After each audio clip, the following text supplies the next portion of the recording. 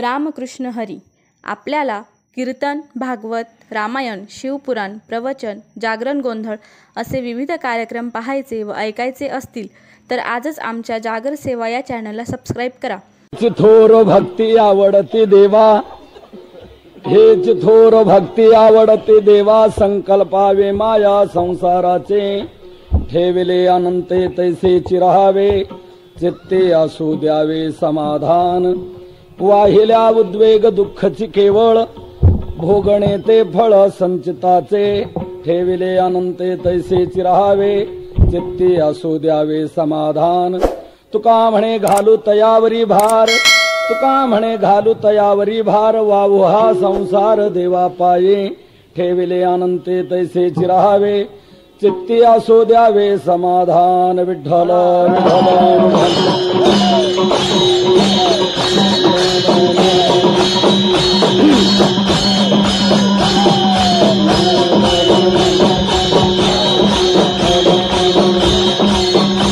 पांडुरंगा करू प्रथम नमन, पांडुरंगा करू प्रथम नमन.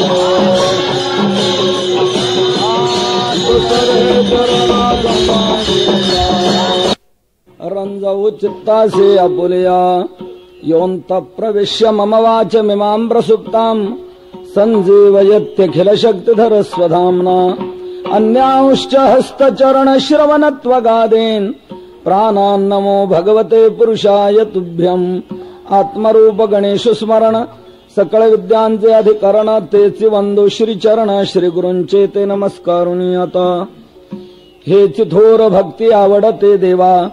संकल्पावे माया संसाराचे, ठेविले अनंते तैसेची राहावे. चित्ते असो द्यावे समाधान.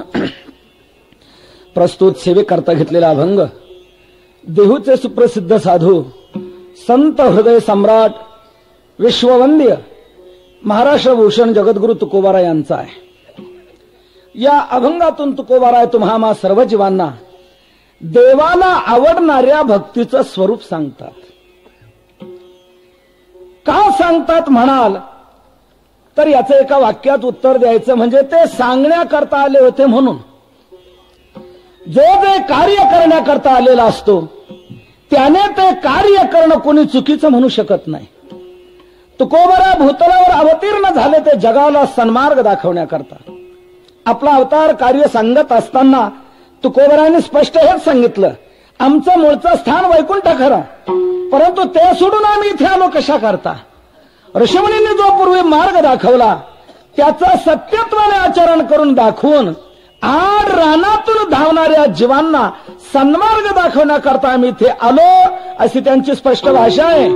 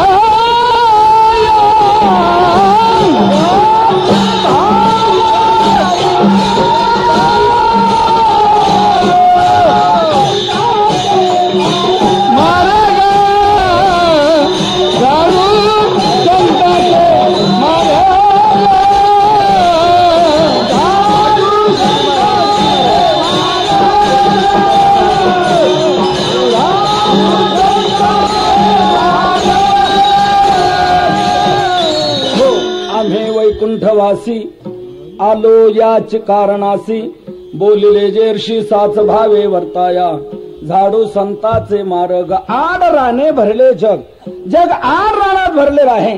योग्य रस्ता त्यांना कळत नाही, तो रस्ता दाखवण्याकरता आम्ही इथे आलो.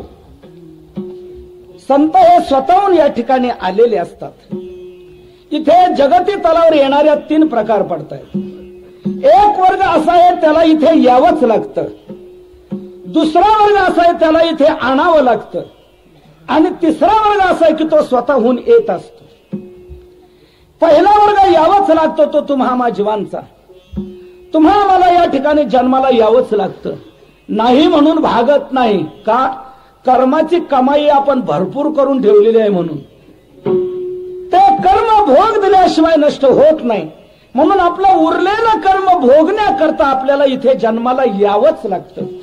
माऊली सांगतायत, अगा कर्मे जै उरावे तै तिही सुखदुःखी फळावे तया ते भोगावया यावे देहा एका यावे. ते उरलेलं कर्म भोगण्याकरता इथे जन्माला यावंच लागतं, कारण कर्म भोग दिल्याशिवाय नष्ट होत नसतं. अभुक्तं कर्म न क्षीयते, ज्या कर्माचा भोग झालेला नाही ते कर्म नष्ट होत नाही, ते अवश्य भोगावंच लागतं. अवश्यमेव भोक्तव्यम कृतं कर्म शुभाशुभम, केलेलं शुभाशुभ कर्म अवश्य भोगावंच लागतं, आणि ते कर्म भोगण्याकरता आपल्याला जन्माला इथे यावंच लागतं. हा एक वर्ग. कोणी म्हणेल आमचं पूर्वीचं कर्म तेच नेमकं आम्हाला मिळेल कशावरून? माझं तुम्हाला तुमचं यांना का जाणार नाही? ज्याचं त्यालाच कसं कर्म भोगायला येतं, याकरता महाभारतकार एक सुंदर दृष्टांत सांगतात. ते म्हणतात, बघा, हजारो गायींचा कळप आहे, त्या गायी रानामध्ये चरतायत, त्यांची लहान वासरं घरी गोठ्यामध्ये खुंट्याला बांधलेली असतात. एक लहान वासरू सुटलं, धावत धावत ते रानात गेलं. हजारो गाय त्या ठिकाणी चरतायत. हे बागडत गेलेलं वासरू नेमकं जाईल कुठं? आपल्या आईजवळ. हजारो गायीमधून ते वासरू आपली आई शोधून काढतं आणि आईजवळ जातं. तसं आपलं पूर्वीचं कर्म आपल्या कर्त्याचा शोध करत येतं, मला निर्माण केलंय कोण, म्हणून आपलंच कर्म नेमकं आपल्याला भोगायला येतं. यथा धेनु सहस्रेषु वत्सो विंदती मातरम तथा पूर्वकृतं कर्म कर्तारम अनुगच्छति. हजारो गायमध्ये वत्स ज्याप्रमाणे आपल्या आईला मिळवतं, तसं आपलं पूर्वीचं कर्म आपल्या कर्त्याचा शोध करत येतं, आणि नेमकं आपलंच कर्म आपल्याला भोगायला मिळतं. म्हणून ते भोगण्याकरता आपल्याला जन्माला इथे यावंच लागतं. हा एक वर्ग झाला इथला. दुसरा वर्ग असा आहे की त्याला इथे आणावं लागतं. या वर्गातला आहे देव. देवाला इथे आणावं लागतं, कारण देवाचं मूळ स्वरूप आहे निर्गुण निराकार, अव्यक्त निराकार नाही जे आकार. अशब्दम स्पर्शम रूपम अव्ययम तथा रसम नित्यम अगंधवच्चय, हे त्याचं मूळ स्वरूप आहे. परंतु जेव्हा जगतात विषम परिस्थिती निर्माण होते, धर्माचा ऱ्हास होतो, अधर्म वाढला जातो, तो भार पृथ्वीला सहन होत नाही, ती वत्स्वरूप धारण करते, ब्रह्मदेवाकडे जाते. ब्रह्मा इंद्र शंकर बरोबर जातात, भगवंताची प्रार्थना करतात की देव आपल्याला आता या स्थितीत राहून जमायचं नाही, तुम्ही सगुण साकार व्हा आणि या पृथ्वीला भारापासून सोडवा. असा सर्व संत देव ऋषी हट्ट धरतात, आग्रह धरतात आणि देवाला बळच रूपाला आणतात. आणिला ही रूपाबळी करुणी खळे हरिदासी. हरिदासांनी खळ धरला, हट्ट धरला आणि भगवंताला बळच रूपाला आणलं. आणला शब्द आहे. अहो, पंढरीला तरी पांडुरंग परमात्मा स्वतःहून आला का? नाही. त्याला तिथे आणण्याकरता पुंडलिकांनी दीर्घकाल महान तपश्चर्या केली. म्हणून तर सर्व संत अगोदर पुंडलिकाचे उपकार मानतात की तू फार चांगलं केलं, धन्य पुंडलिका, बहु बरे केले, निधान आणिले पंढरी. आणिले शब्द आहे. वैकुंठीचा देव आणिला भूतळा, धन्य तो आगळा पुंडलिक. आणिली पंढरपूर पाटण, पुंडलिक भक्तराज तेने साधेले काज, वैकुंठीचे निज परब्रह्म आणिले. कुंडलिके थारा देऊनी आणले या चोरा. असं असे कितीतरी प्रमाण आहेत की देवाला असं इथे आणलेलं आहे. आपल्याला एक गोकुळातली गंमत सांगतो. एक गवळण पहाटे जागी झाली.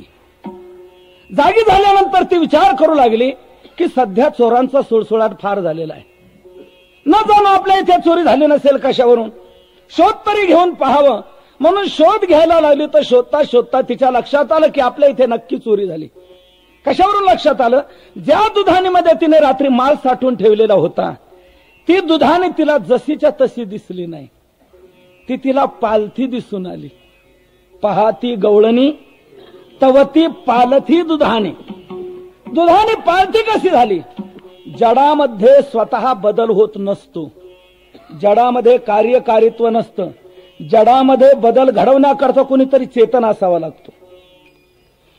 ही उताणी घागर जिच्यात मी माल साठवून ठेवलेला होता ती पालथी कशी झाली? याचा अर्थ चोर शिरला, त्याने माझ्या दुधानीतला माल खाल्ला आणि दुधाने पालथी घातली. आता चोरी झाली असं लक्षात आल्यानंतर माणसं ध्यान लावून बसतात का? आरडाओरडा सुरू केला. शेजारणी धावून आले, अगं रंगूबाई झालं काय? झालं काय? चोरी झाली. कशावरून? बघा ही दुधाने. ती म्हणते बरोबर आहे, पण तुला संशय कोणाचा येतो? ती म्हणते चोर माझ्या लक्षात आलाय. म्हणते नंदाची पोरे आजी चोरी केली खरे. नंदाच्या पोराने ही चोरी केलेली आहे. तू टिंगलीने म्हणते का काय? नाही, खरे आजी चोरी केली खरे. खरोखर त्याने चोरी केलेली आहे. त्यावेळेला बाकीच्या गवळणी म्हणू लागल्या, अगं बाई जरा तोंड सांभाळून बोल. नाव घेते कोणाचं? नंदाचा मुलगा, राजाचा मुलगा, मोठी माणसं, आणि तू त्यांना चोर म्हणते?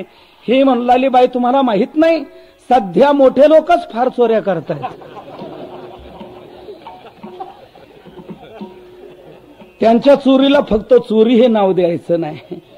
कोट्यवधी रुपयाच्या चोऱ्या, परंतु अजूनही ते चोर म्हणून सिद्ध झालेले नाहीत. विठ्ठला झाला विठाला विठाला विठाला विठाला.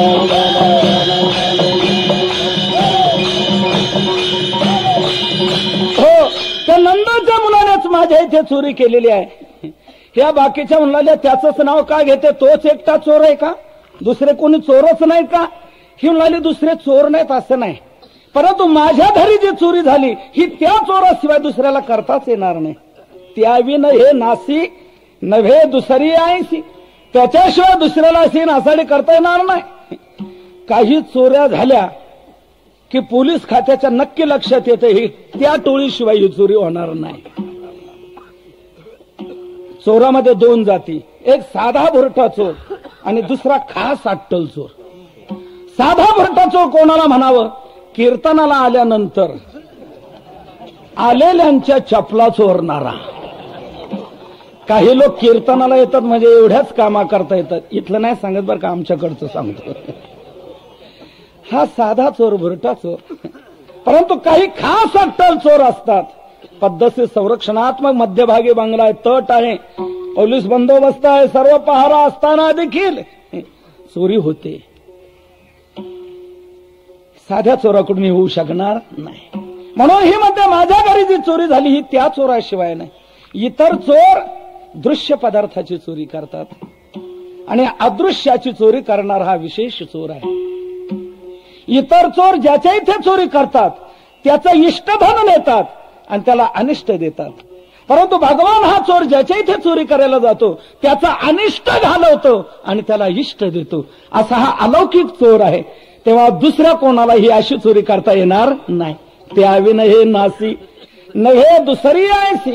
त्यावेळेला त्या बाकीच्या गवळणी म्हणला, कागबाई असा तो चोर आहे, आम्ही तर त्याचं वेगळं वर्णन ऐकतो.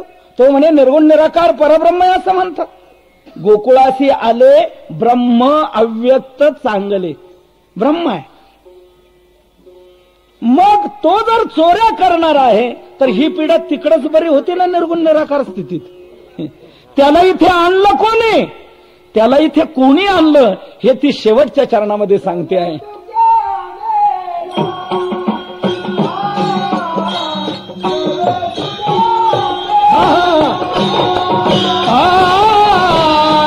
जग तुका मेरा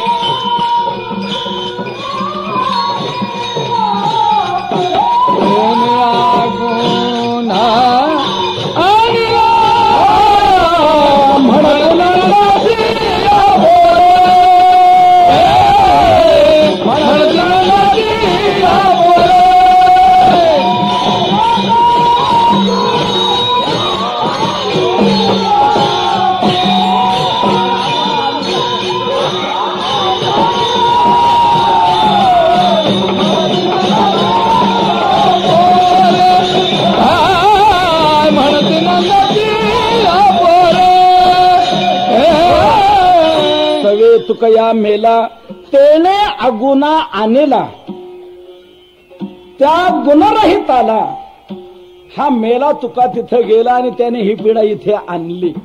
माझा मुद्दा इथे आहे, देवाला असं इथे आणलेला आहे. हा दुसरा वर्ग. आणि तिसरा वर्ग असा आहे की तो स्वतःहून येत असतो. आणि या वर्गातले कोण असतील तर ते संत. त्यांना तुमच्या आमच्याप्रमाणे इथे जन्माला यावं लागत नाही. का? त्यांचं कर्म शिल्लक नसतं म्हणून कर्मानुसार त्यांना जन्म प्राप्त होत नाही. तर ते जन्म वाचून जन्म धारण करतात केवळ तुम्हा जीवांचा उद्धार करण्याकरता. यावे विष्णुदासी तरीच गर्भवासी, उद्धार लोकासी पूज्य होती. अवतार तुम्हा धराया कारण, उद्धरावे जन जड जीव. जडजीवांचा उद्धार करण्याकरता ते स्वतःहून या ठिकाणी आलेले आहेत. येथे उपकारासाठी आले. घरजा वैकुंठी आले शब्द प्रयोग आहे. शोधोनिया आले संत, हिताहित जगाचे. ब्रह्ममूर्ती संत जगी अवतरले, उद्धरावया आले दीन जना. आले म्हणण्यातून स्वेच्छा दिसून येते, आणलं म्हणण्यातून परेच्छा दिसून येते, आणि यावं लागलं म्हणण्यातून अनिच्छा असते. विठ्ठल हो, तुम्हा मला अनिच्छेने इथे यावं लागतं. देव परेच्छेने या ठिकाणी आणला जातो आणि संत स्वेच्छेने या ठिकाणी आलेले असतात. केवळ तुम्हा जीवांचा उद्धार करण्याकरता, दुसरं काय नाही. आणि याच उच्च कोटीतले संत श्रेष्ठ तुकोबा जडजीवांच्या उद्धाराकरता इथे आलेले. संतांचं कार्य एकच, तुम्हा जीवांचा उद्धार करणं. हा जो मी भाग सांगितला ना, एका रूपकात सांगतो म्हणजे याची मार्मिकता आपल्याला कळेल. हे जगत आहे ना, हे एक प्रकारचं कोर्ट आहे. कोर्ट. आणि कोर्ट म्हटलं की कोर्टात 3 वर्ग असतात बघा. पहिला वर्ग असतो कोर्टात आरोपीचा. खास त्याच्याकरताच कोर्टाची निर्मिती आहे. आरोपीच जर नसते तर कोर्टाची गरज होती का? आरोपी म्हणून कोर्ट. म्हणून आरोपी जो कोर्टात दाखल झालेला असतो तो राजी खुशीने अक्कल हुशारीने का चला सप्ताह आहे म्हणून नाही, त्याला कोर्टात जावंच लागतं. मग तो कोणी का असेना, माजी पंतप्रधान का असेना, आरोपी का ठरला की त्याला कोर्टात जावंच लागतं. हा एक वर्ग. दुसरा वर्ग असतो कोर्टात न्यायाधीशाचा.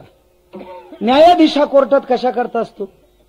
जो आरोपी आहे त्याचा आरोप जर सिद्ध झाला, तो जर गुन्हेगार ठरला, आरोप जोपर्यंत सिद्ध होत नाही तोपर्यंत त्याला गुन्हेगार म्हटलं जात नाही. आरोप सिद्ध झाल्यानंतरच त्याला गुन्हेगार म्हटलं जातं. आणि मग त्याचा गुन्हा का सिद्ध झाला की त्याला शासन करण्याकरता न्यायाधीश तिथे असतो. हा दुसरा वर्ग. आणि या दोघांव्यतिरिक्त तिसरी एक विशिष्ट व्यक्ती कोर्टात असते. कोणती? वकील साहेब. वकील. वकील हा कोर्टात कशा करता असतो? जो आरोपी आहे त्याचा आरोप सिद्ध होऊन न देता एनकेन प्रकाराने त्याची सुटका करणं हे त्या वकिलाचं काम असतं. मग वाया गेलेली केस जरी असली तरी अमुक कलम, त्यातला पोट कलम, त्यातला ड विभाग, त्यानुसार आमचा आरोपी दोषी ठरू शकत नाही. सबब याची निर्दोष मुक्तता करण्यात शेवटपर्यंत आटोकाट प्रयत्न करतात आणि त्याची मुक्तता करतात. तसं हे जगत आहे एक प्रकारचं कोर्ट. तुम्ही आम्ही जीव आहोत या कोर्टातले आरोपी. आपण आपल्या कर्माचा झाडा देण्याकरता या जगतरूपी कोर्टात दाखल झालो. या कोर्टातला न्यायाधीश आहे परमात्मा. तो ज्याचं ज्याचं जसं कर्म असेल त्या कर्मानुसार त्याला फल देत असतो. आणि या कोर्टातले वकील आहेत संत. तुम्ही आम्ही ज्या वाया गेलेल्या केसी, आपला उद्धार कसा होईल हे या संतरूपी वकिलांचं काम.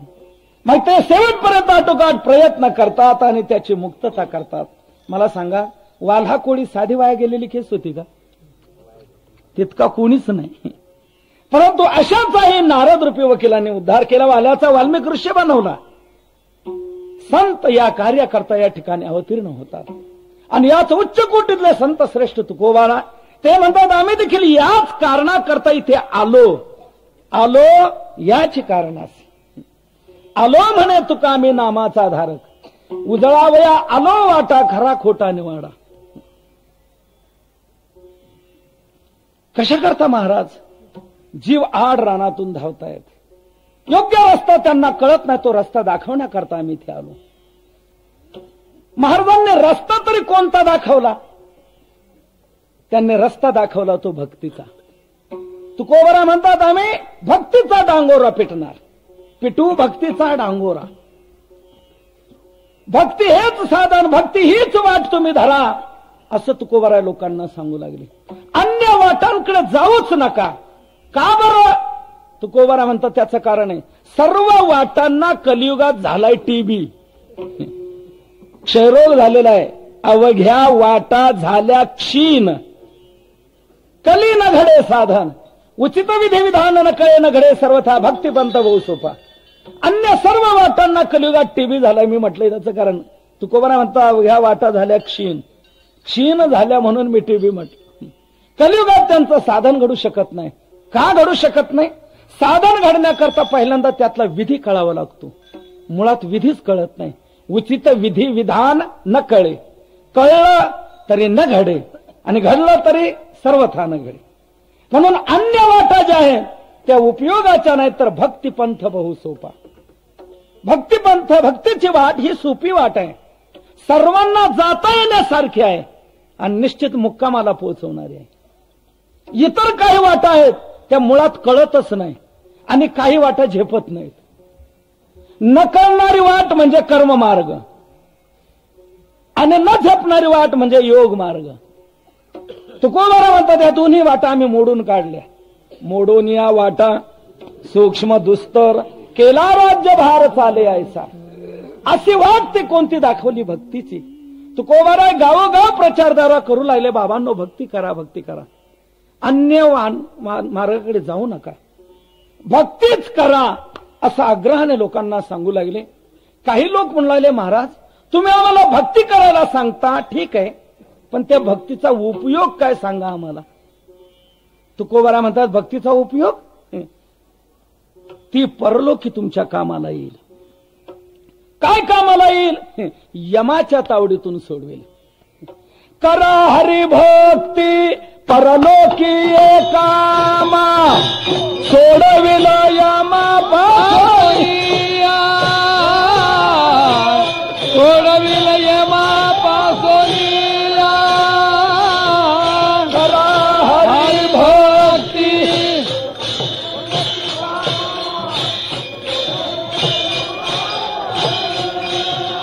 पासोनिया, सोडविल यमा पासोनिया.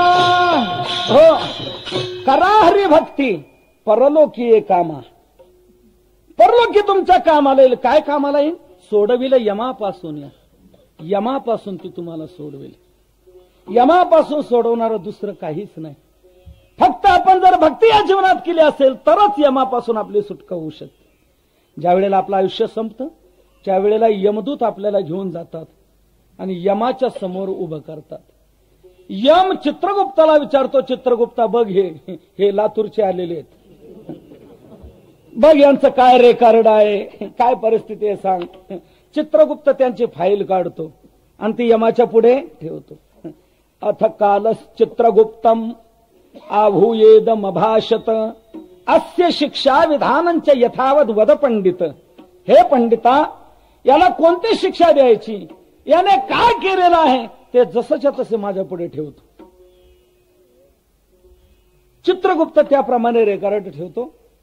यमराज ते सर्व तपासून पाहतात आणि त्याला शेवटी जाब विचारतात, अरे तुला लातूर शहरामध्ये जन्म दिला की जिथे परमार्थाचं वातावरण अगदी भरपूर आहे, अनेक सप्ताह, अनेक कार्यक्रम, नेहमी भजन कीर्तनादी सर्व होत आहेत, अशा परिसरात तुला जन्म दिला आणि तू कधी कीर्तनाला गेला नाहीस, कधी भगवंताच्या दर्शनाला गेला नाही, कधी वारी केली नाही, आईवडिलांची सेवा केली नाही, समाजाची दीनदुःखिताची सेवा केली नाही, शरीर परोपकाराकरता तू वेचला नाही, आणि नको ते वाईट करत राहिला, भलतं पित राहिला, भलतं खात राहिला, भलतं काय करत राहिलाच नाही का, यम त्याला जाब विचारतो.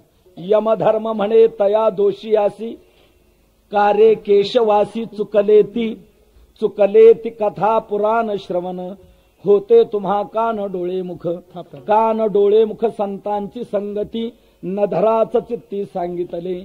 या प्रकारे यम त्यांना विचारतो आणि भक्ती केलेली नाही म्हणून यमदूतांना सांगतो द्या यांना चांगले फटके.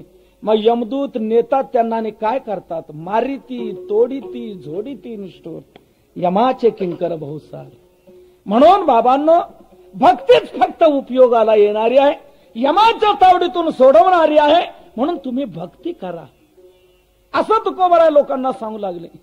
एक तर्कवादी बुद्धिजीवी पुढे आला आणि त्याने काय तर्क केला, का हो महाराज, तुम्ही आम्हाला भक्ती करायला सांगता, उपयोग विचारला तर परलोकी कामाला येईल म्हणता, यमाच्या तावडीतून सोडून म्हणता, म्हणजे तुमच्या भक्तीचा उपयोग मेल्यानंतरच झाला ना.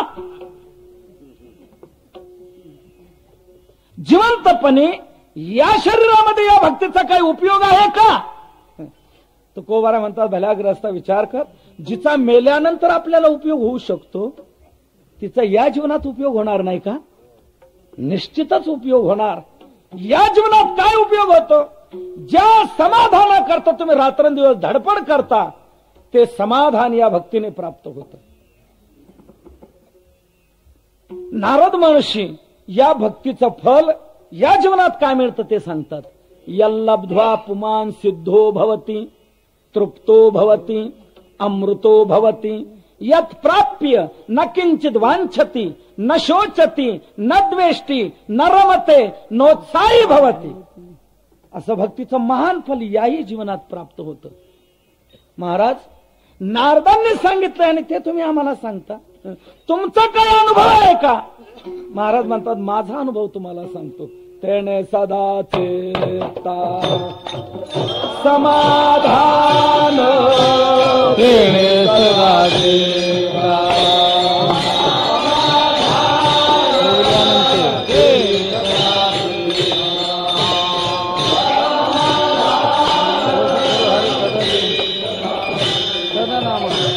सदा नाम घोष करू हरि का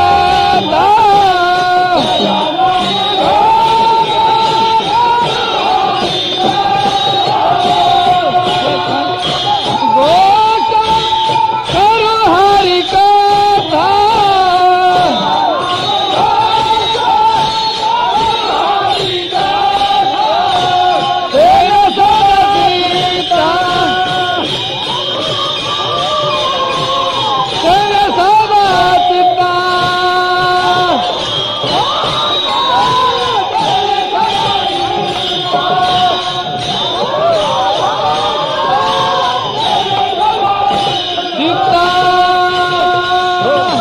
महाराज म्हणतात माझा अनुभव आहे. मी जे सतत नामघोष करतो त्यामुळे माझ्या चित्ताला सतत समाधान प्राप्त होत आहे. सर्व सुखले आलो, सर्व अलंकार आनंदे निर्भर डुल्लत असो, हे भक्तीचं फल मी अनुभवतो आहे. म्हणून मी तुम्हाला सांगतो तुम्ही भक्ती करा. आजपर्यंत तुम्ही किती प्रयत्न केलेले आहेत या संसारामध्ये, परंतु समाधान तुम्हाला का मिळू शकलं नाही. याचा अर्थच असा आहे, संसार हा दुःखाने भरलेला, त्यात समाधान सुख शांती कुठून मिळणार. म्हणून या संसारामध्ये आपल्या जीवनात तुम्ही भक्ती करा की निश्चित हे समाधान मिळाल्याशिवाय राहणार. आपण अहर्निश धडपड केलेली आहे. आजपर्यंत किती समाधान आपल्याला मिळालेलं आहे. म्हणून बाबांनो, ही भक्ती करा, समाधान मिळाल्याशिवाय राहणार नाही. माझा अनुभव आहे. आपण आजपर्यंत किती प्रयत्न केलेले तरी आपल्याला समाधान मिळू शकलेलं नाही. आयुष्याचा किती कालावधी लोटला तरी यात आपल्याला समाधान का मिळलं नाही. थोडंसं चिंतन करण्यासारखं आहे, सिंहावलोकन करण्यासारखं आहे. आयुष्याचा किती कालखंड केला नाही का बाबा. किती वय, किती तुमचं वय किती, 68. आजपर्यंतच्या आयुष्यामध्ये तुम्ही थोडी उलाढाल केली असेल. कितीतरी उलाढाल केली असेल, रात्रंदिवस परिश्रम घेतले असतील, हाडाची काढ रक्ताचं पाणी केलं असेल, आरनेश झटले असाल की आपला संसार सुखाचा व्हावा, कौटुंबिक सौख्य लाभावं, सुखा समाधानात आपल्या जीवनाचा काल व्यतीत व्हावा. परंतु आजपर्यंतचा 68 वर्षाचा अनुभव काय सांगतो? या संसारातला दुःख मिटलं का? नाही. सुख मिळालं नाही. म्हणजे 68 वर्षात हे शक्य झालं नाही, नाही का? आता इथून पुढचा अजून तुमचा किती वर्षाचा अंदाज आहे? का अजून 5-10 वर्षाची मुदत वाढ जर मिळाली तर मी काहीतरी शक्य करून दाखवीन. थोडंसं बारकायचं चिंतन आहे, विचारात घेण्यासारखे आपल्या जीवनामध्ये. आजपर्यंतचा आपला आयुष्याचा किती कालखंड व्यतीत झाला तरी त्यात आपण हे समाधान मिळवू शकलो नाही. आता इथून पुढे काय करणार? इथून पुढचं आयुष्य म्हणजे समोर आलेलं ताट गुपचूप खाणं, आणि यात जर काही बडबड करायला लागलो तर वृद्धाश्रमाशिवाय आपल्याला दुसरा पर्याय नाही. ही आजची परिस्थिती आहे. म्हणजे आजपर्यंतच्या आयुष्यामध्ये आपण इतकं जीवन व्यतीत करूनही, अहर्निश धडपड खटपट करूनही समाधान मिळवू शकलो नाही. याचा अर्थच असा आहे की समाधान बाबांनो त्यात नाही. म्हणून समाधान जर तुम्हाला मिळवायचंय तर तुम्ही भक्ती करा. माझा अनुभव आहे. आपण तुकोबारायांच्या जीवनाचा विचार केला करा जरा. सांसारिक जीवनाची वाटचाल जर तुकोबारायांची पाहिली तर कोणती समाधानासारखी होती? कुठल्याच अंगाने समाधानाची परिस्थिती नव्हती. परंतु समाधान किती होतं? ब्रह्मादी देवाला लाजवील असे ते समाधान होतं. आनंदाचे डोही आनंद तरंग, आनंदाची अंग आनंदाची, आनंदाच्या कोटी साठवल्या आम्हा पोटी. किती आनंद! याचा अर्थ असा की हा भक्तीचा अनुभव आहे बाबांनो. म्हणून तुम्हाला मी सांगतो तुम्ही भक्ती करा, भक्ती करा असं तुकोबाराय अट्टासाने सांगू लागले. बरेच लोक भक्ती मार्गाला दिसून आले. काही कालानंतर तुकोबारायांनी विचार केला, आपण ज्या मार्गाचा प्रचार केला, प्रसार केला त्याची फेर तपासणी करून पाहू. पुन्हा पुन्हा फिरत राहावं लागतं, पुन्हा पुन्हा फेरी द्यावी लागते, नाहीतर काय परिस्थिती होईल सांगता येत नाही. सारखं लक्ष द्यावं लागतं, पुन्हा पुन्हा फेरी द्यावी लागते. निदान आदल्या दिवसाची फेरी तर फार महत्वाची असते. आदल्या रात्रीची फेरी ही खरी कसून फेरी व्हायला पाहिजे, कारण त्या रात्रीत सगळी उलाढाल होत असते.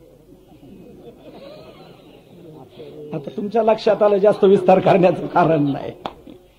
पुन्हा पुन्हा फिरणे, फेर तपासणी करायला पाहिजे, पुन्हा पुन्हा पाहायला पाहिजे वातावरण काय आहे. बदलवलं तर नाही ना कुणी, फिरवलं तर नाही ना, फोडलं तर नाही ना, हे सगळं पाहावं लागतं. म्हणून शेवटपर्यंत फेर तपासणी करावी लागते. तुकोबारायाने विचार केला, ज्या मार्गाचा आपण प्रसार केला त्याची तपासणी करून पाहावी. किती लोक मार्गाला लागलेले आहेत, कोणाकोणाला समाधान कसं मिळाले. म्हणून तुकोबाराय पुन्हा फिरत फिरत लातूरला आले.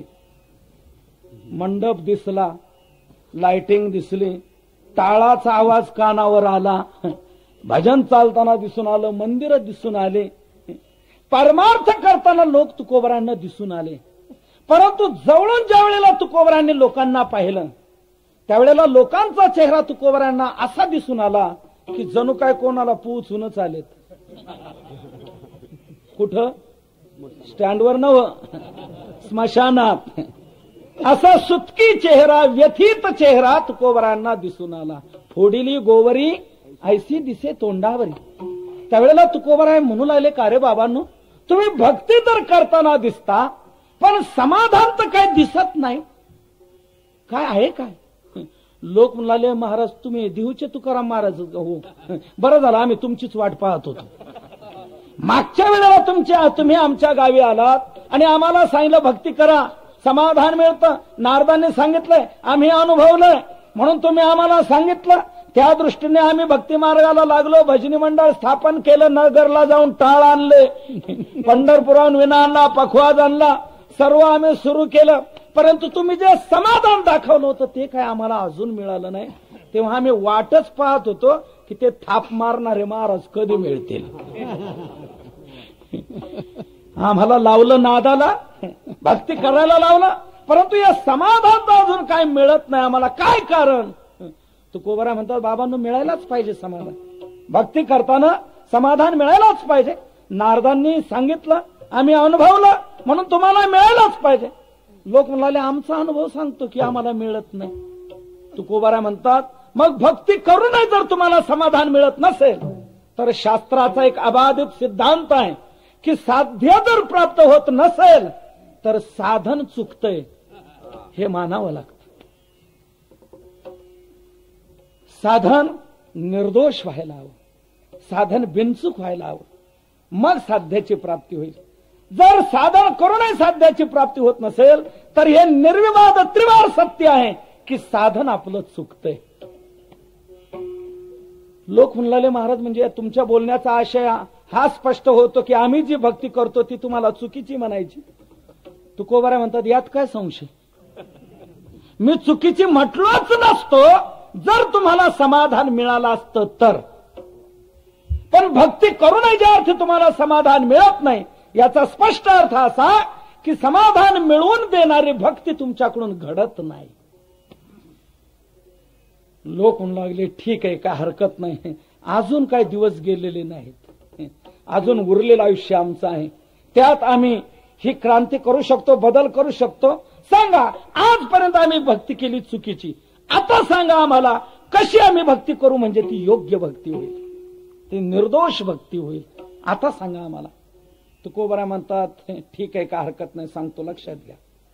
मला एक सांगा आपल्याला कोणाची भक्ती करायची, कोणाची करायची? देवाची. मग देवाची जर भक्ती करायची आहे तर ती देवाला आवडेल अशी करावी का आपल्याला आवडेल अशी करावी? देवाला आवडेल अशी.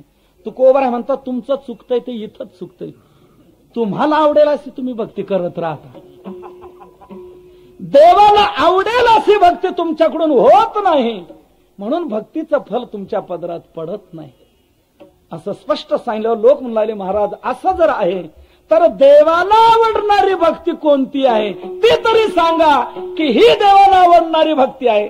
तर देवाला आवडणारी भक्ती कोणती? त्या भक्तीचं स्वरूप तुकोबाराय सेवेकरता घेतलेल्या अभंगाच्या प्रथम चरणात सांगतायत.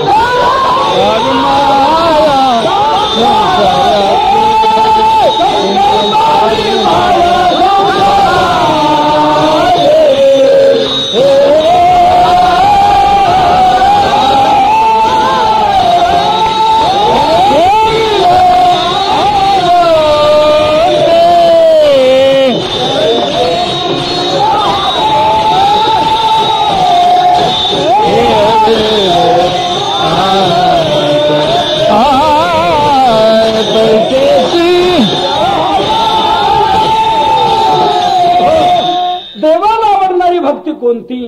तीच भक्ती तुकोबारा सेवे करता घेतलेल्या अभंगाच्या प्रथम चरणात सांगतात, हेची थोर भक्ती आवडती देवा, देवा आवडती हेची थोर भक्ती. सर्वात थोर भक्ती आहे. महाराज हीच म्हणजे कोणती, काय त्या भक्तीचं स्वरूप? त्या भक्तीचं स्वरूप तुकोबारा उत्तरार्धात दर्शवितात. संकल्पावी माया संसाराची, संसाराची माया संकल्पावी हेच देवा आवडती थोर भक्ती. संसारावर आपली जी माया आहे तिचा संकल्प देवाच्या ठिकाणी करावा, ती माया ते प्रेम देवाच्या ठिकाणी लावावं, की हीच देवाला आवडणारी सर्वात थोर भक्ती आहे. काय भक्तीचं मार्मिक स्वरूप सांगितलं आपण लक्षात घ्या.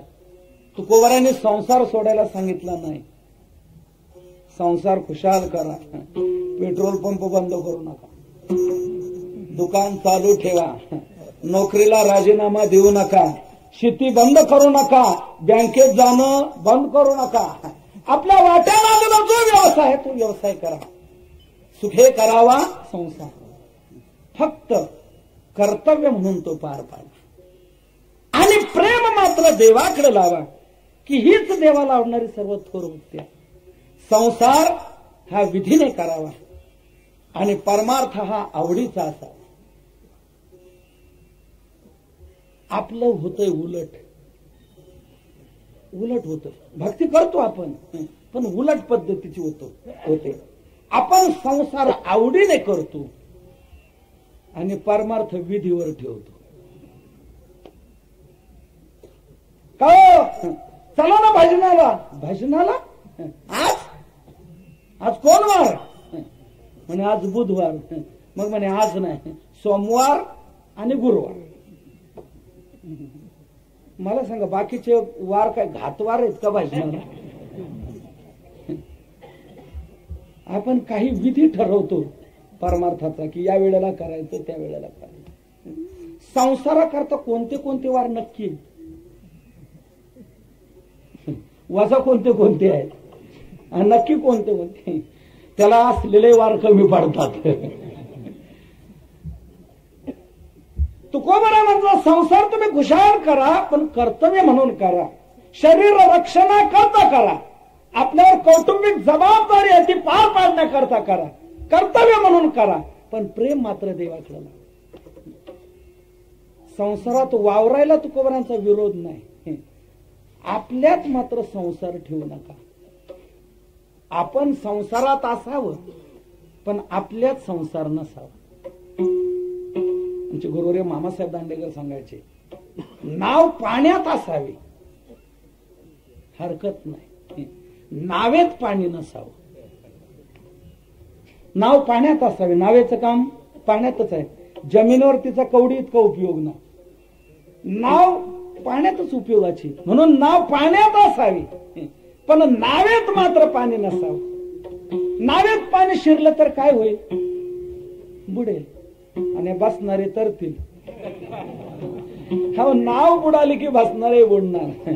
म्हणून नाव पाण्यात असावी, पण नावेत पाणी नसावं. तसं आपण संसारात असावं, पण आपल्यात संसार नसावा. तुकोबारा म्हणतो संसारात खुशाल व्हावं. आपलं उलट होतं, वावरतो परमार्थामध्ये आणि प्रेम चढलेलं असं संसारामध्ये. म्हणून भक्ती करू नये, भक्तीचं फल आपल्या पदरात पडत नाही. अंतरी संसार भक्ती पाया का, म्हणून अंतर तुझ्या पायी, म्हणून अंतर आहे. अंतरात संसार भरलेला आहे आणि बाहेर वरवर नुसतं आपलं परमार्थाचं सोंग आहे. परमार्थाच्या क्रिया, परमार्थाचं वावर नाही, पण प्रेम मात्र संसारात जडलेला आहे. आज म्हणतो सर्वांनी चालायचं कीर्तनाला, कोणी घरी राहायचं नाही. आज शेवटचं कीर्तन आहे, उद्या काल आहे, कोणीच नाही थांबायचं. चला कीर्तनाला. नाही येतो आम्ही, नाही नाही 2 दिवस तुम्ही हेच म्हटले, चला पुढून, कोणी चाललं नाही मागून. मी आता सगळ्यांना बाहेर काढल्याशिवाय निघणार नाही, तुम्ही चला बरं. सगळे घरातल्या सगळ्यांना यांनी बाहेर काढलं, हा मागे राहिला. मागचं दार लावलं, मधलं दार लावलं, पुढचं दार लावलं, कुलूप लावलं आणि आला. कीर्तनात येऊन बसला आणि थोड्या वेळाने लक्षात आला, अरे राम राम राम राम. कुलूप लावलं खरं, पण झटका दिला नाही. कशाला? कुलपाला. कुलूप लावलं खरं, पण झटका, कुलूप लावल्यानंतर झटका देऊन पाहायचं असतं ते लागलंय की नाही. कुलूप लावलं खरं, पण झटका दिला नाही. बसलाय कीर्तनात आणि देतोय कुलपाला झटके. मला सांगा आता याच्या झटक्याचा काय उपयोग होणार का? परमार्थात आहे, कीर्तनात बसलेला वावरतोय परमार्थामध्ये आणि प्रेम जडलेलं आहे तिकडं. अशा प्रकारची भक्ती जर घडत असेल तर ती समाधानाला देऊ शकणार. संसारात तुम्ही वावरा, प्रेम असू द्या देवा. संसार सोडण्याची गरज नाही, शरीर रक्षणाकरता त्याची गरज आहे. म्हणून कोणत्याही संतांनी संसार सोडायला सांगितला नाही आणि त्यांनी सोडला नाही. निवृत्तीनाथ, ज्ञानोबाराय, सोपान काका निवडत जर ब्रह्मचारी संत वगळले, बाकीचे सर्व संत गृहस्थाश्रमात होते. नामदेवराय गृहस्थाश्रमी, नाथ महाराज गृहस्थाश्रमी, सावता महाराज गृहस्थाश्रमी, तुकोबाराय गृहस्थाश्रमी, गोरोबा काका गृहस्थाश्रमी, चोखोबाराय गृहस्थाश्रमी, नरहरी महाराज सर्व गृहस्थाश्रमात होते. त्यांनी आपल्या वाट्याला संसार सोडला नाही, परंतु भक्ती मात्र इतकी किती देवाला आवडणार आहे. संसार त्याने सोडला नाही, उलट देव त्यांचा संसार करू लागले. चर्मू रंगू लागे रोहिदासा संगे, कबीराचे मागे सेले विने, सजन कसाया विकू लागे मांस, माळ्या चावत्यास खुरपू लागे, नरहरी सोनारा घडू फुंकू लागे. म्हणजे त्यांनी संसार सोडला नाही, उलट देव त्यांचा संसार करू लागले. म्हणून मी नेहमीच सांगत असतो, माणसाने संसार असा करावा की तो आपला संसार देवाला आवडावा. त्यांनी संसार सोडला नाही, पण त्यांचा संसारही देवाला आवडला. आपली भक्ती देवाला आवडत नाही. विठ्ठल विठ्ठल विठ्ठल रक्षणाकरता त्याची गरज आहे, कौटुंबिक रक्षणाकरता त्याची गरज आहे. म्हणून तो सोडण्याचं सांगितलं नाही. पण हे तत्व रहस्य लक्षात ठेवायचं, संसार जो करायचा आहे तो या देहासाठी करायचा आहे आणि देह लावायचा आहे तो परमार्थासाठी. संसार देहासाठी आहे, पण देह संसारासाठीच नाही. हे तत्व नीट लक्षात घेतलं पाहिजे. आपलं उलट होते, आपण तिथल्या तिथेच फिरतो.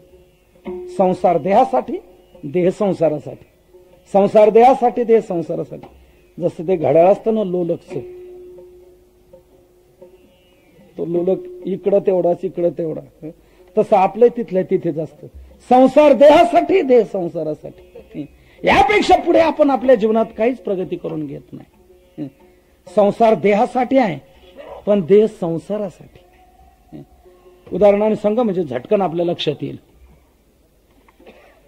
टोपी कशासाठी? डोक्यासाठी, बरोबर. आता डोकं कशासाठी? म्हणजे टोपी अडकवण्यासाठी. डोकं टोपी अडकवण्यासाठी आहे का? नाही. टोपी डोक्यासाठी जरूर आहे, पण डोकं टोपीसाठीच नाही. डोक्याने काय वेगळं डोकून पाहायचंय त्याच्यासाठी डोकं आहे, टोपी अडकवण्यासाठी नाही. टोपी डोक्यासाठी जरूर, पण डोकं टोपीसाठीच नाही. तसं संसार देहासाठी जरूर आहे, पण देह संसारासाठीच नाही. या देहातून आपल्याला परमार्थ साधवायचा आहे. संसार फक्त या देहासाठी आपल्याला करायचा. म्हणून तुकोबाराने सांगितलं सुखाने करा, फक्त एक करा, प्रेम तिथं ठेवू नका. ते प्रेम देवाकडे लावा, की हीच देवाला आवडणारी सर्वात थोर भक्ती आहे. प्रेम आपण संसारातच ठेवून जर असू तर या भक्तीचं फल आपल्या पदरात पडणं अवघड आहे. तुकोबाराय म्हणतात, संकल्पावी माया संसाराची. रामकृष्ण परमहंस एक सुंदर दृष्टांत सांगायचे. 3-4 गंजाडी माणसं प्रवास करण्याकरता निघाले. ते म्हणाले, हे पारे गड्यानं, चाललोत आपण खरं, पण ज्याच्या आधारावर आपण प्रवास करणार ती सामुग्री सांगा, ते चालवावी. आपल्या पुढ्या बरोबर घ्या. त्यांनी त्या पुढ्या बरोबर घेतल्या, प्रवासाला निघाले. जशी जशी आठवण व्हायची तसतसे ते बसायचे. तो माळावा लागतो असं म्हणतात बर का. आता तुम्ही म्हणाल, बुवा तुम्हाला यातली काही माहिती आहे का? काय पद्धतशीर मळायचे, चिरीमध्ये भरायचे, बस बंबला टेकडीवाले कैलास के राजा. चिलिम भरा है ताजा दम लगाने तू आजा. हे गांजाडी शंकराला बोलवतात गांजा ओढायला. काय म्हणतील काय सांगताय. दम मारायचे, पुढे चालायचे. त्यांना ज्या गावाला जायचं होतं ते गाव होतं नदीच्या पलीकडे. काठावर आले ते म्हणाले का आता थोडंसं राहिलं, एकदा दम मारा. पुन्हा दम मारला, निघाले, धोतरवर सावरलं, पाण्यात शिरले. तिथे ग्रस्त होता तो म्हणाला का चाललात कुठे. म्हणे पलीकडे चाललो, आम्हाला त्या गावाला जायचंय, आमच्या पाहुणे आहेत तिथे. आणि मग धोतरवर सावरून चाललात. मग म्हणे भिजू देऊ काय. तो ग्रस्त म्हणाला हो या नदीत पुढे 2 पुरुषापेक्षा खोल पाणी आहे आणि तुम्ही नुसतं धोतरवर सावरून चाललात, काय उपयोग काय होणार. तुम्हाला पोहता येतंय का. ते म्हणाले पोहता म्हणजे काय ते त्यांना माहित नाही. इकडे काय म्हणतात पोहताच म्हणतात ना. पोहता येतंय का म्हणे नाही. तुला रे म्हणे नाही. तुला एक जण म्हणाला मला येते पोहता पण गादीवर. दुकानात मी असं करत असतो. आता हा दुकानावरचा गादीवरचा पोहणारा पाण्यात दम धरणार आहे का. तो ग्रस्त म्हणाला तुमचं काम नाही. मग पलीकडे कसं जायचं.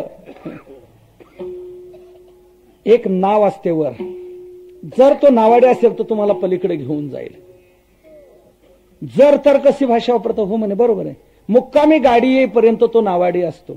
मुक्कामी गाडीतले लोक का आले की त्यांना पलीकडच्या काठावर तो नेऊन सोडतो, त्याचे नाव पुन्हा इकडे आणून ठेवतो की तो घरी जात असतो.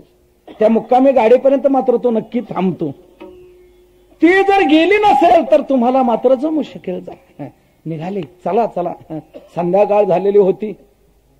पण म्हणे एखाद्या वेळेला जाईल तरी हाक तरी मारा.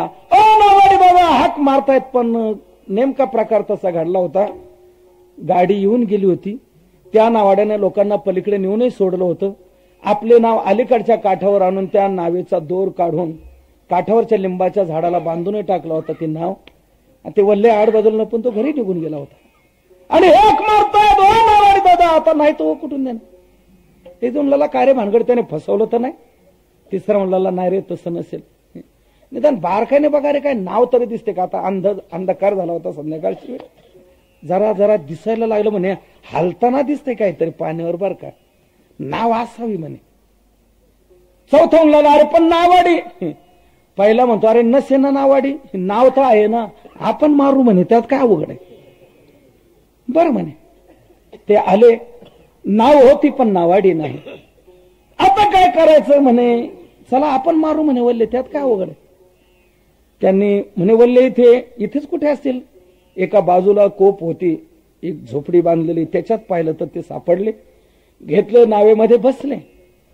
ते म्हणाले हे पारे आपली काय प्रॅक्टिस नाही, पहिला प्रयोग आहे आपला, आपण पाळी पाळीने करूया. आम्ही दोघे आता मारतो. ते दोघींना वल्ले मारू लागले. 8 वाजले, 9 वाजले, रात्रीचे 10 वाजले, पण पलीकडचा काठ काय त्यांना लागेना. ते लागले आम्ही थकलो रे गाड्या, आता तुम्ही मारावं. ते दुसरे दोघे जण बसले. ते जोर जोराने वल्ले मारू लागले. 11, 12, 1 वाजले, पलीकडचा काठ नाही. तुम्हाला भानगड काय रे, किती रात्र झाली, अर्धी रात्र झाली तरी अजून आपल्याला पलीकडचा काठ लागेल. तिसरा म्हणला अरे हा विचार करणं मूर्खपणाचा आहे, मारत राहा, कधी ना कधीतरी पोहोचू. काय वर पाऊस पडला असेल, सध्या पाऊस काय भानावर नाही, कधीही पडतो कधीही पण काय सांगता येते. पाऊस पडला असेल, महापूर आला असेल, मारत राहा. पुन्हा मारतायत. अख्खी रात्र गेली त्यांची वल्ले मारण्यात, पण पलीकडचा काठ काय नाही. सकाळ झाली, जरा जरा दिसायला लागलं. ते म्हणाले का रे अजून बरंच पाणी तोडायचं राहिले.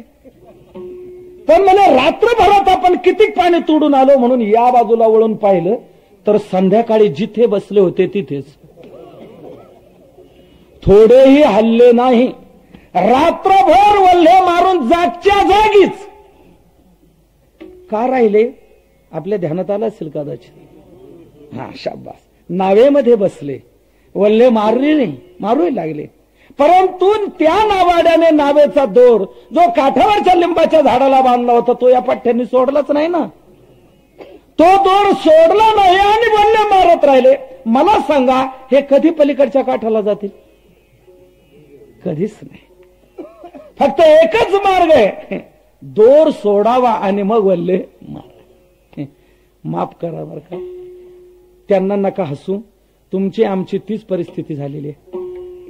आपण देखील समाधानाचा पलीकडचा काठ मिळण्याकरता या भक्तिरूपी नौकेचा आश्रय केला आणि आपण वल्हे मारू लागलो. पहिलं वल्ल मारलं, प्यायची बंद केली. दुसरं वल्ल मारलं, माळ घातली. तिसरं वल्ल मारलं, कीर्तनाला जाऊ लागला. चौथं वल्ल मारलं, वारी सुरू केली. पाचवं वल्ल मारलं, नित्यनेम सुरू केला. रात्रंदिवस परमार्थाचं आपण वल्ल मारणं करतोय, परंतु समाधानाचा पलीकडचा काठ काय आपल्याला मिळत नाही का? तर या भक्तिरूपी नौकेचा प्रेमरूपी दोर संसाररूपी लिंबाच्या झाडाला बांधलेला तसाच आहे. म्हणून जोपर्यंत तो प्रेमरूपी दोर संसाराचा सोडत नाही आणि या भक्तिरूपी नौकेत बसून वल्ले मारत नाही, तोपर्यंत समाधानाचा पलीकडचा काठ मिळणं शक्य नाही. विठ्ठल तेव्हा तुकोबाराय म्हणतात, बाबांनो, भक्ती हे नीट समजून घ्या. संसार खुशाल करा, फक्त प्रेम तिथे ठेवू नका.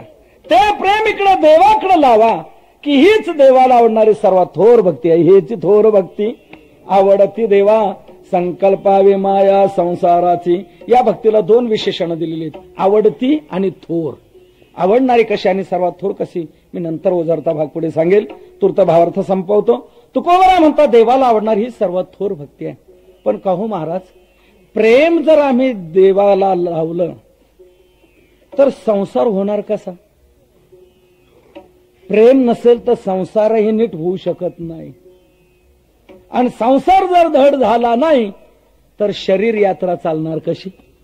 निर्वाह होणार कसा? तुकोबाराय म्हणतात, ही चिंता करण्याचं तुम्हाला काय कारण आहे? निर्वाहाची काळजी करण्याचं तुम्हाला काहीच कारण नाही. तुम्ही प्रेम त्याला अर्पण केलं का तुमची सगळी काळजी त्याला. मग आम्ही काय करायचं? तुम्ही एक करायचं, तो जसं ठेवील तसं तुम्ही चित्तात समाधान ठेवून राहायचं. हेच अभंगाच्या दुसऱ्या चरणात सांगतायत.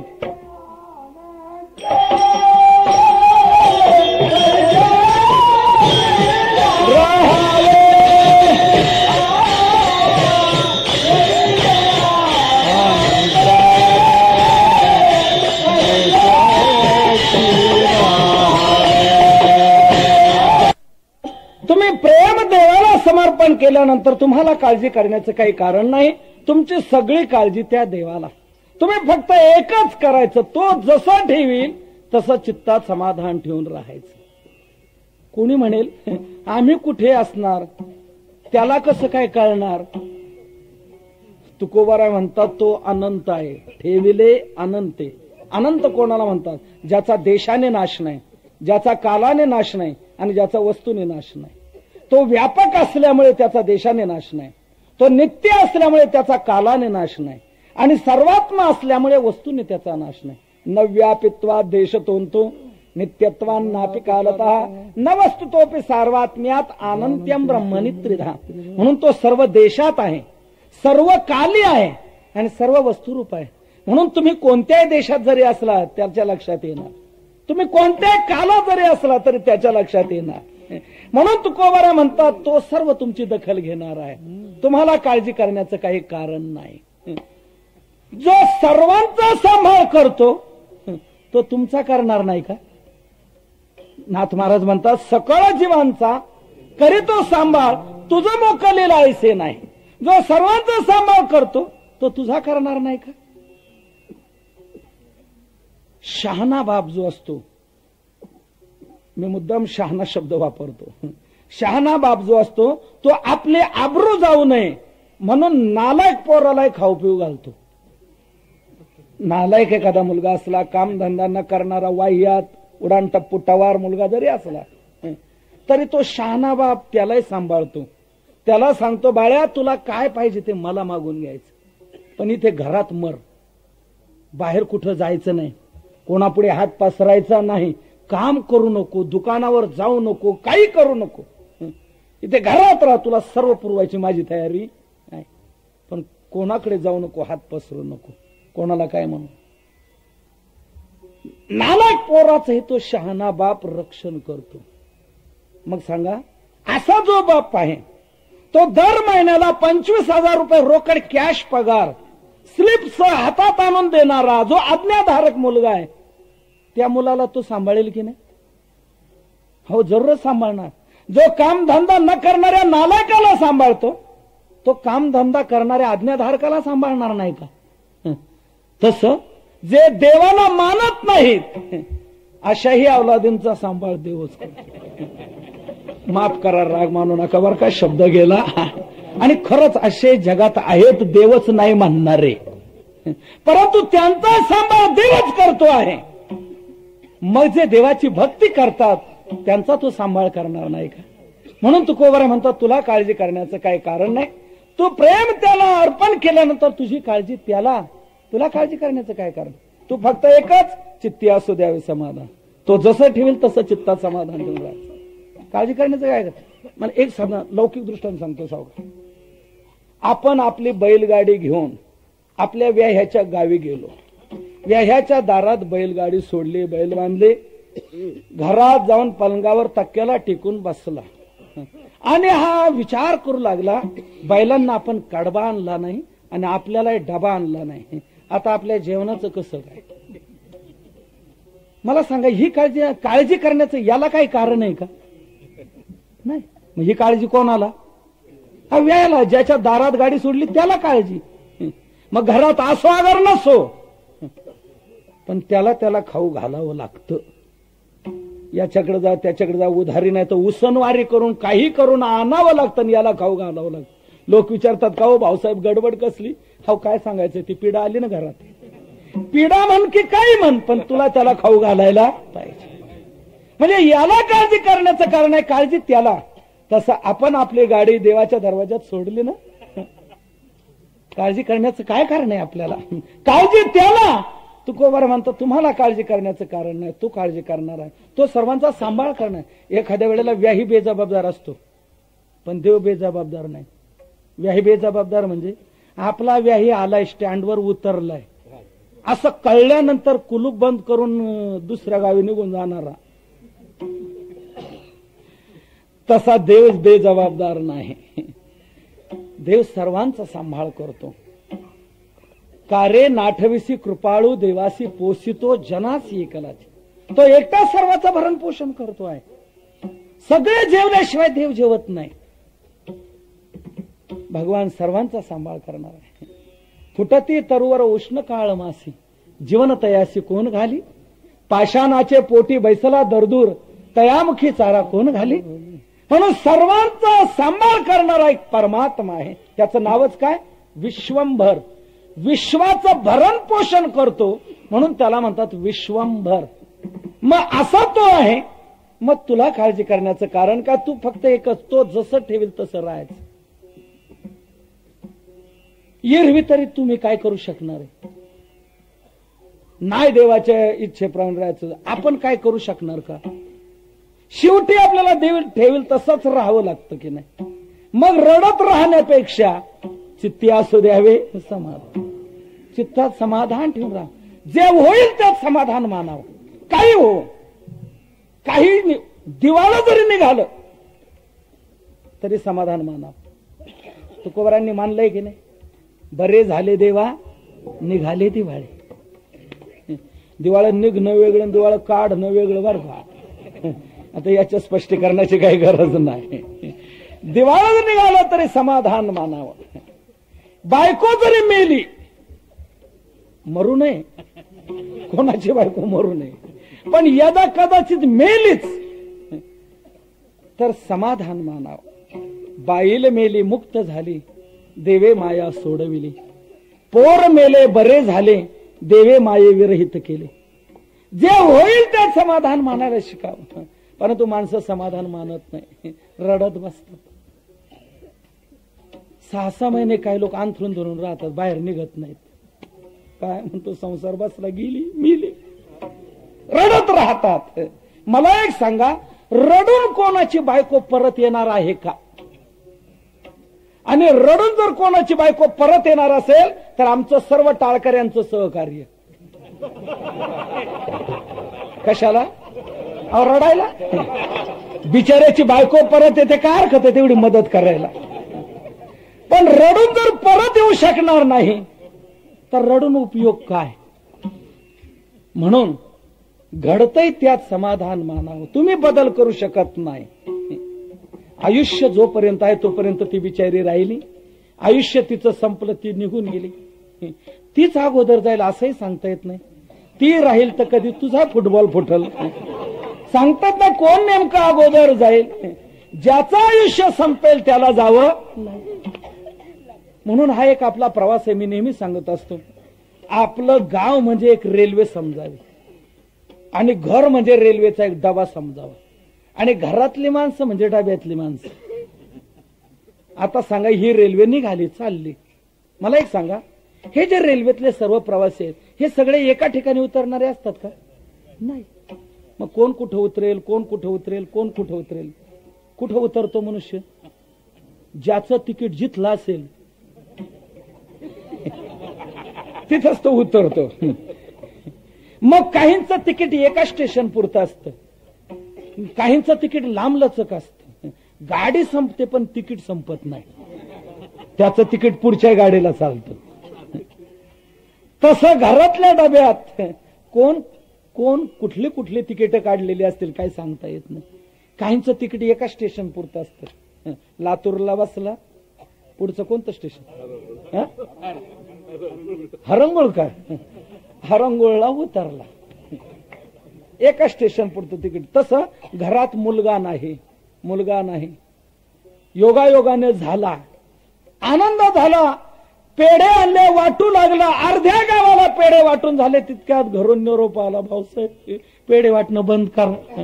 काय झालं म्हणे? पोराने डोळे चांदीचे केले, सटवलं पोरग, मेला पोरगा. मग पुन्हा घ्या पेढे, मेला पोरगा घ्या, वाटतो का? रडत बसतो. समजायचं याचा एका स्टेशन पुरता प्रवास, तेवढंच तिकीट काढलेलं. घराच्या डब्यात शिरला आणि लगेच उतरला, एका स्टेशनचं तिकीट. काहींचं तिकीट लांब लचक, गाडी संपते पण तिकीट संपत नाही. कृपया म्हातारी माणसं कोणी राग मानू नका बरं का बोलण्याचं. काही म्हाताऱ्यांनी इतकी लांब लचक तिकीट काढलेली आहेत. मुलगा मरतो, सून मरते, नातू मरतो, पण म्हातारा आहे जीवन. तो काही केल्या मरत नाही. लोक विचारतात, बाबा वय किती झालं? बाबा सांगतात 100वर 5. म्हणजे याचं तिकीट दुसऱ्या गाडीला चालू झालं.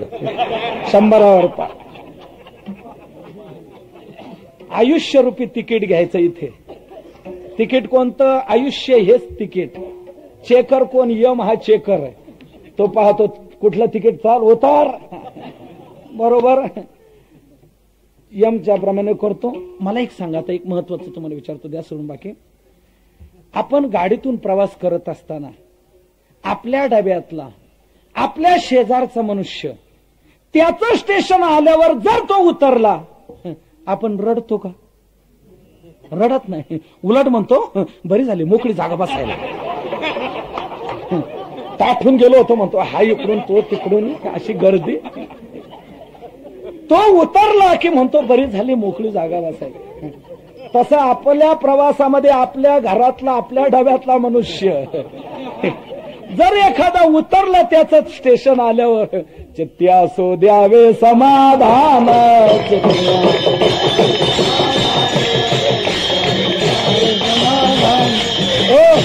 चित्तात समाधान ठेवावं.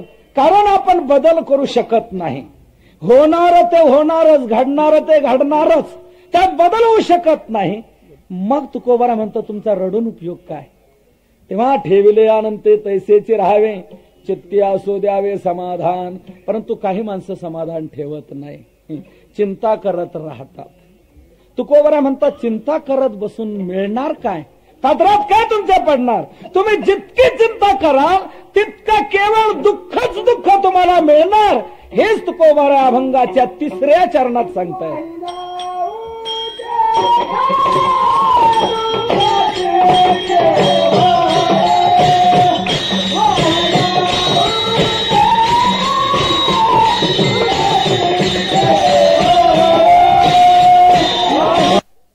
उद्वेग दुःखाची केवळ भोगणे ते फळ संचिताचे.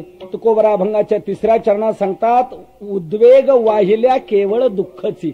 उद्वेग म्हणजे चिंता, काळजी जर वाहिली, तुम्ही जर चित्तात समाधान ठेवलं नाही आणि चिंताच करत राहिलात तर जितकी चिंता कराल तितकं केवळ दुःख तुमच्या पदरात पडेल. चिंता ही फार वाईट आहे. चिंता ही कधीच सुख देऊ शकत नाही. असलेलं सुखही भोगू देत नाही. चिंता अशी वाईट आहे, नसलेलं सुख तर मिळवू देत नाहीच नाही, असलेलं सुख भोगू देत नाही. असलेल्या सुखाचं दुःखात रूपांतर करणारी चिंता आहे. म्हणून चिंता फार वाईट आहे. एक वेळ चिता बरी चिता, पण चिंता फार वाईट. चिता आणि चिंता दोन शब्दात फरक काय? एक अनुस्वाराचा फरक, पण बाकी फरक किती पडतो. सजीवम दहते चिंता, निर्जीवम दहते चिता. चिता चिंता समख्याता, बिंदू मात्र विशेषता. एक अनुस्वाराचा फरक आहे, पण बाकी फरक किती पडतो. आता इकडे तुमच्या भागात काय पद्धत आहे मला कल्पना नाही, पण आमच्या पुणे जिल्ह्यात अशी पद्धत आहे. आमच्याकडे माणसांना मेल्यावर जाळतात.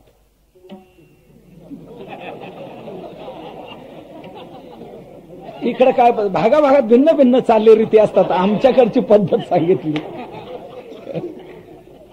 अहो, आमचा पुणे जिल्हा असो की तुमचा लातूर असो, महाराष्ट्र असो का मध्य प्रदेश असो, कुठेही जा, चिता ही निर्जीवाला जाळते, मेलेल्याला जाळते, आणि चिंता ही जिवंत असलेल्याला जाळते.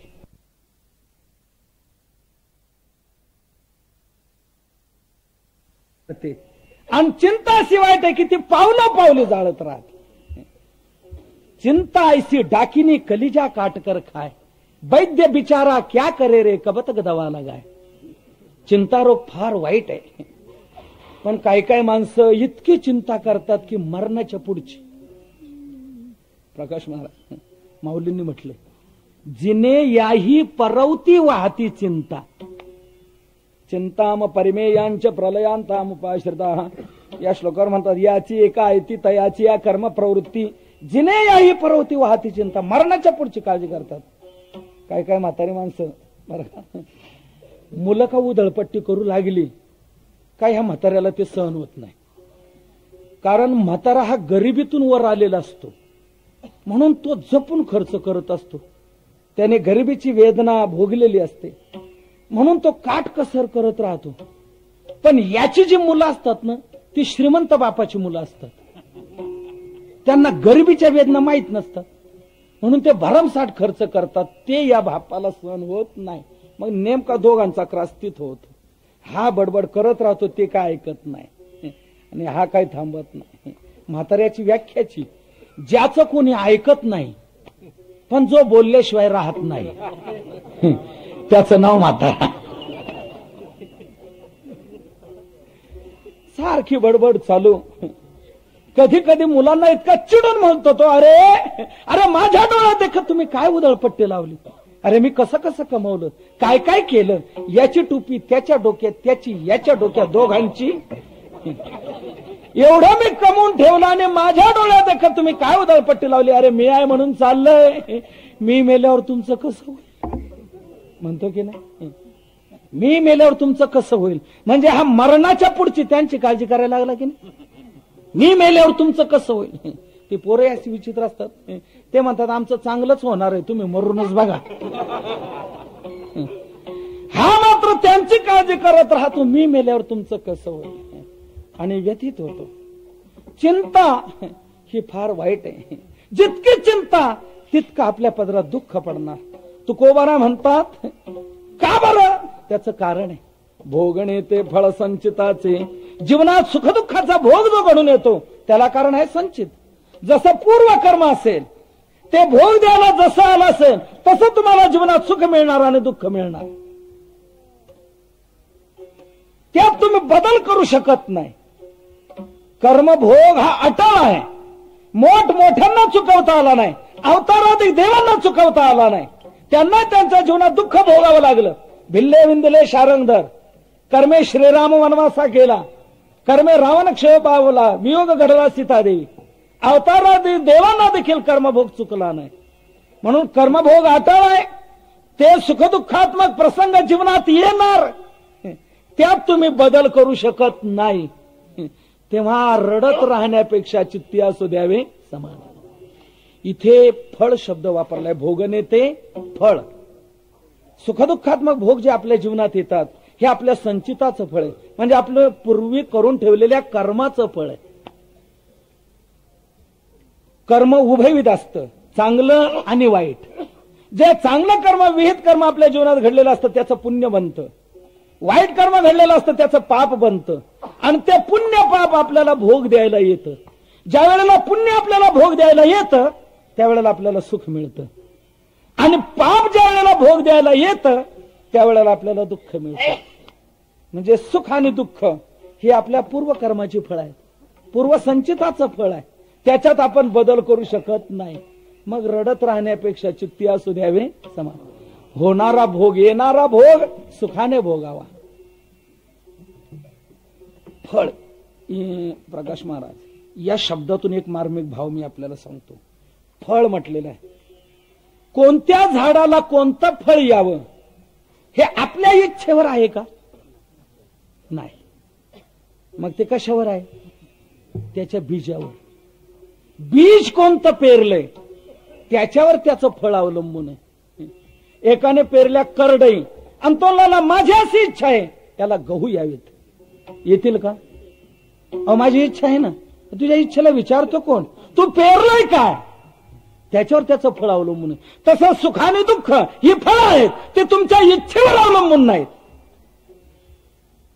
आणि इच्छेवर अवलंबून असतील तर कोणी असं छातीला हात लावून सांगा माझ्या इच्छेप्रमाणे मी सुख मिळवतो, आणि माझ्या इच्छेप्रमाणे ज्या वेळेला मला दुःख येऊ नये वाटतं त्यावेळेला ते येत नाही. असं आहे. आपल्या इच्छेने दुःख थांबत नाही, आपल्या इच्छेप्रमाणे आपल्याला सुख मिळतही नाही. याचा अर्थ असा, सुखही आपल्या इच्छेवर नाही आणि दुःखही आपल्या इच्छेवर नाही. मग ते कशावर आहे? तर हे पूर्वकर्मावर आहे. हे फळ आहे.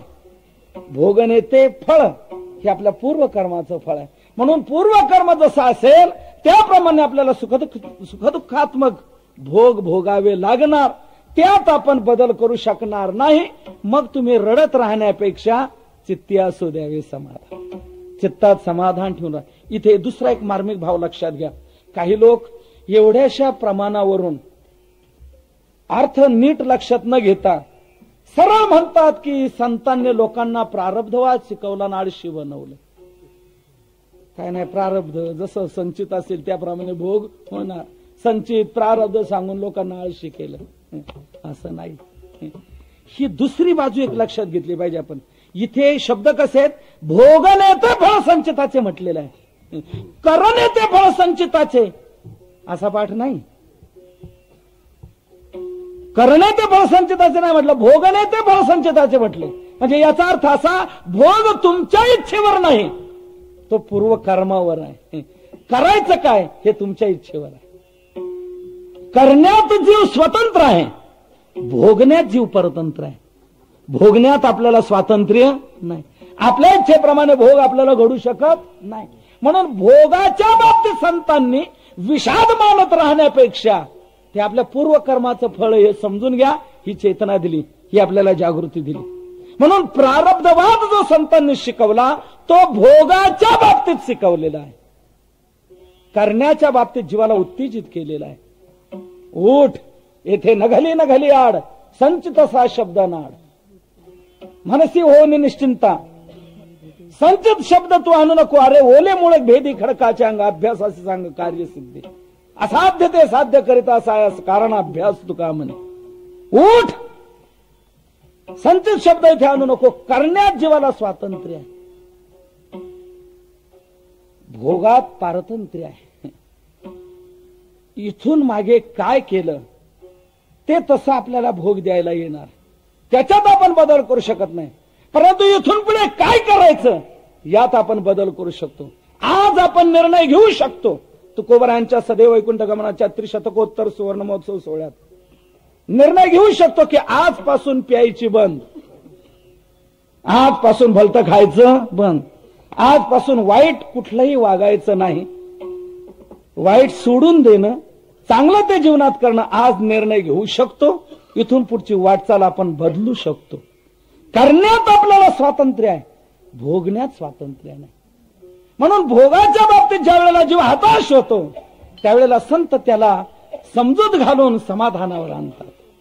हे बाबा तुझ्या हातात नाही, हे तुझ्या पूर्व कर्माच्या हातात. भोगात आपण परतंत्र. मला एक सांगा, इंदिराबाईला मारण्यात कोण तो सत्वत सिंग, बेद सिंग हे स्वतंत्र होते. त्यांनी मारलंय, मारण्यात त्यांना स्वातंत्र्य. पण आता मी फाशी जाणार नाही याच्यात स्वातंत्र्य राहिलं का? जरी प्रसिद्ध कायदे तज्ञ राम जेठमलानीने केस हातात घेतलेली होती तरी सोडवू शकले नाही. आता मी फाशी जाणार नाही यात स्वातंत्र्य नाही. करण्यात तुला स्वातंत्र्य आहे पण भोगण्यात स्वातंत्र्य नाही. का? भोग तुझ्या इच्छेवर नाही, करणं तुझ्या इच्छेवर आहे. काय करायचं आणि काय करायचं नाही हे तुझ्या इच्छेवर आहे. पण काय भोगायचं आणि काय भोगायचं नाही हे तुझ्या इच्छेवर नाही. का? भोग तू पूर्वी काय करून ठेवलंय त्याच्यावर आहे, त्यात तुला स्वातंत्र्य नाही. म्हणून भोग हा पूर्वकर्मानुसार आहे, तो भोगावाच, त्यात आपण बदल करू शकत नाही. तिथे चित्ती असं द्यावे समाधान. करण्यात इथून पुढे आपण निर्णय घ्यावा, निर्णय बदलावा. आज पूर्वी आपण वाईट केलेलं होतं ते आज आपल्याला वाईट द्यायला आलं. इथून पुढे असं वाईट येऊ नये असं जर वाटतं ना, इथून पुढे वाईट वागू नये, वाईट करू नये. दुराचरणापासून परावृत्त व्हावं, दुर्व्यसनापासून परावृत्त व्हावं की आपल्या जीवनात पुढे असं अनिष्ट भोगण्याची पाळी येणार नाही. म्हणून तुकोबाराय सांगतात, भोगण्यात बाबांनो पारतंत्र्य आहे, ते आपल्या पूर्वकर्माचं फळ आहे. म्हणून जसा भोगील त्यात चित्ती असू द्यावे समाधान. मग आपण इथून पुढे निर्णय काय घ्यायचा आपल्या बाबतीत? तुकोबाराय म्हणतात, निर्णय एकच घ्यायचा, आपण हा भार आपल्यावर ठेवायचा नाही. हा सर्व भार देवावर व्हायचा. सर्वस्वी देवाशी आपलं लक्ष ठेवायचं. देवाची भक्ती, आपल्या वाट्याला आलेलं कर्तव्य, देवाने जो आपल्याला संदेश दिलेला आहे, तू कसं वागायचं, काय करायचं, या पद्धतीने आपण सर्वस्वी देवावर भरोसा ठेवून त्याप्रमाणे आपण वागायचं. सर्वस्वी भार देवावर घालायचा. आपला भार हो महाराज, कसं काय तुम्ही आम्हाला सांगता हा आपला भार देवावर? अरे माझ्याकडे बघ, तुम्ही आणि आम्ही हा भार आपण देवावर घालू, हेच अभंगाच्या शेवटच्या चरणात सांगताय. तयावरी भार, तुकोबाराय म्हणतात आपण हा भार त्याच्यावर घालू. यात आपण आपल्यावर हा बोजा घ्यायचा नाही, कारण आपण यात काही करू शकणार नाही, आपल्या हातात काही नाही. आपण त्याच्या इच्छेत इच्छा मिसळायची, त्याच्यावर सर्व जबाबदारी टाकायची. म्हणजे काय करायचं तर वाहू हा संसार देवापायी, हा सर्व संसार देवापायी व्हायचा. सर्वस्वी भार त्याच्यावर घालायचा आणि आपण त्याच्या आदेशाप्रमाणे आपल्या जीवनाची वाटचाल करत राहायची. तुकोबाराने आपला सर्वस्वी भार देवावर घातला होता. घालोन या भार राहिलो निश्चिंत. सर्व भार तुकोबाराने देवावर घातला होता. तुझ्या बळे पंढरीनाथा, झालो निर्भर तुटली व्यथा, घातला भार तुझी या माथा, नभी सर्वथा तुका म्हण. सर्वस्वी भार तुकोबाराने आपला देवावर घातला होता. म्हणून तुकोबारा म्हणतात, मला काळजी कसलीच नाही, काळजी त्याला, तोच सर्व काळजी माझी वाहतो. कुटुंबाची सेवा तोची करी आमुच्या. आम्हाला कसली काळजी नाही, आमच्या कुटुंबाची संसाराची काळजी त्याला. संसाराची काळजी तुकोबारांनी केली नाही. धंदा केला, व्यवसाय केला, पण उगवणी देवाने करून आणली. मिरच्या विकायला तुकोबाराय गेले, पण तुकोबाराने काळजी केली नाही, कर्तव्य पार पाडत राहिले. उगवणी देवाने करून आणली. कर्तव्य आपलं पार पाडायचं, त्याला काळजी, आपल्याला काय? तुकोबाराने सर्वस्वी काळजी देवावर टाकली, आपण फक्त कर्तव्य पार पाडत राहील. तुकोबारा म्हणतात सर्व काळजी त्याला. इतकी भगवंताने काळजी वाहिली की जिजाबाईच्या पायात मोडलेला काटा काढेपर्यंत देवाने काळजी वाहिलेली. आपल्याला माहिती, तुकोबाराय जायचे भजनाला राहणार डोंगरावर, जिजाबाई भाकरी घेऊन जायची. तुकोबाराय जेवल्याशिवाय कधीही जिजाबाई जेवली नाही. जिजाबाई रागवत होती, भांडत होती, तापड होती, पण तुकोबाराय जेवल्याशिवाय जेवत नव्हती. म्हणून भांडणारी असावी हरकत नाही, पण 12 वाजताची वेळ सांभाळावी. आता तुमच्या जिजाबाई काय करतात हे तुमचं तुम्ही बघून घ्या, लक्षात घ्या. गोड गोड बोलतात आणि याचाच काटा काढतात, काय उपयोगाचे असो. तर जिजाबाई तुकोबाराय जेवल्याशिवाय जेवत नव्हते. भाकरी घेऊन निघाली, जोराचा काटा शिरला, वर निघाला, जागी बसली जिजाबाई. पुष्कळ काढण्याचा प्रयत्न करते पण काटा निघेना. भगवंताने विचार केला, जिजाबाईच्या पायातला जर काटा निघाला नाही तर तुकोबारायांना भाकरी मिळणार नाही, आणि तुकोबारायांना भाकरी मिळत नाही तोपर्यंत जिजाबाई जेवत नाही. म्हणून आता आपल्यालाच इथे जायला पाहिजे आणि काटा काढायला पाहिजे. भगवान गुराख्याचं रूप धारण करून तिथे आले. का हो आईसाहेब काय झालं काय? म्हणे बाळ जोराचा काटा मोडलाय. मग काढून टाकायचा. पुष्कळ मी प्रयत्न करते पण निघत नाही. म्हणे मी काढू का? काढ बाळ, तुला काढता येत असेल. भगवंताने आपल्या गुडघ्यावर जिजाबाईचा पाय घेतला आणि आपल्या दाताने काटा उपटला. वेदना शांत झाल्या जिजाबाईच्या. जिजाबाई म्हणलाली, का रे बाळ, काटा तू उपटला वाटतं? हो. किती रे सहज काढला, मला तर कळलाही नाही. तुला चांगला काटा काढता येतो. भगवान म्हणतायत तर काटा काढण्याची मला चांगली माहिती आहे. मी मोठ्यांचा काटा काढलेला आहे. रावणाचा काटा काढला, हिरण्यकश्यपूचा काटा काढला, तिथे हा काटा किती काय माझ्या पुढे. जाता जाता देवाने आपल्या स्वरूपाची झळक दाखवली. जिजाबाई म्हणाली, अरे विठ्या तू होता काय? जिजाबाईच्या पायातला काटा काढेपर्यंत देवाने काळजी वाहिली. का? तुकोबारायांनी सर्वस्वी भार त्याच्यावर घातला होता. म्हणून तुकोबारा म्हणतात, मला काळजी करण्याचं कारण आहे. माझं एक काम त्याचं भजन, त्याची भक्ती, वाट्याला आलेलं कर्तव्य करणं, काळजी त्याला. म्हणून तुकोबारा सांगतात, आपण भार आपल्यावर घ्यायचा नाही तर आपण हा सर्व वाहू, हा संसार देवापायी. मग संसार देवापायी वाहिल्यावर आपण राहायचं कसं? ठेविले अनंते तैसेच राहावे, चित्ती असू द्यावे समाधान, विठोबा रखुमाई. ती आवडते देवा संकल्पावे, माया संसाराचे ठेविले अनंते तैसेच राहावे, चित्ती असू द्यावे समाधान. तुकोबारा म्हणतात, देवाला आवडणारी ही सर्वात थोर भक्ती आहे की संकल्पावी माया संसाराची. तर ही आवडणारी कशी आणि सर्वात थोर कशी? अगदी 5 मिनिटात भाग सांगतो आणि आपली सेवा संपवतो. कोणती भक्ती सांगितली? भक्तीचं स्वरूप काय सांगितलं? संसारावरचं प्रेम देवाला समर्पण करणे, हे आहे भक्तीचं स्वरूप. आणि ही भक्ती देवाला आवडणारी आहे आणि ही सर्वात थोर आहे. तर आवडणारी कशी? तर देवाला आवडतं ते फक्त प्रेम. भक्ताने मला काय दिलं हे भगवान पाहत नाही, कोणत्या भावनेने दिलं ती भावना पाहतो. अंतरीची घेतो गोडी, पाहे जोडी भावाची, थोर प्रेमाचा भुकेला हाच दुष्काळ तयार. भक्ताने मला काय दिलं ते भगवान पाहत नाही, कोणत्या भावनेने दिलं ती भावना पाहतो. भावग्राही जनार्दना. मग भावनेने जे दिलं ते देवाला चालतं. मग उष्टी बोर जरी असली तरी देवाला चालतात. चालली की नाही? कोणाची? शबरीची. शबरीने उष्टी बोर दिली, ती देवाला चालली. का? ती प्रेमाची होती. पण दुर्योधनाचे 56 भोग देवाला चालले नाहीत. का? त्यात प्रेम नव्हते. म्हणून भक्ताने काय दिलं ते भगवान पाहत नाही, कोणत्या भावनेने दिलं ती भावना पाहत. दुर्योधनाची पक्वान्न सोडली आणि विदुराच्या घरी जाऊन कण्या खाल्ल्या. दासीपुत्र कण्या विदुराच्या वृक्ष. दुर्योधन का मेवा त्यागे और साग विदुर घर खाई.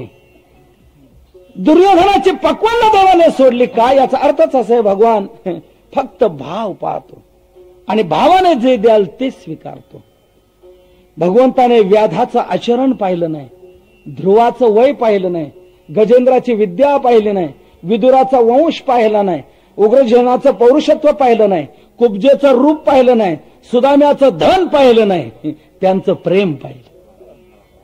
व्याधस्याचरणम ध्रुवस्य च वयो विद्या गजेंद्रस्य का जातिर्विदुरस्य यादवपते रुग्रस्य किं पौरुषम कुब्जाया कमनीय रूपमधिकम किंतत् सुदाम्नो धनम भक्त्या तुष्यति केवलम न च गुणैर भक्ती प्रियो माधवा.